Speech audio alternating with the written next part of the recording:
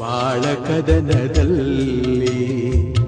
ಭರವಸೆಗಳು ಬೇಕು, ನಾಳೆ ನನ್ನದೆನ್ನುವ ನಂಬಿಕೆಗಳು ಬೇಕು.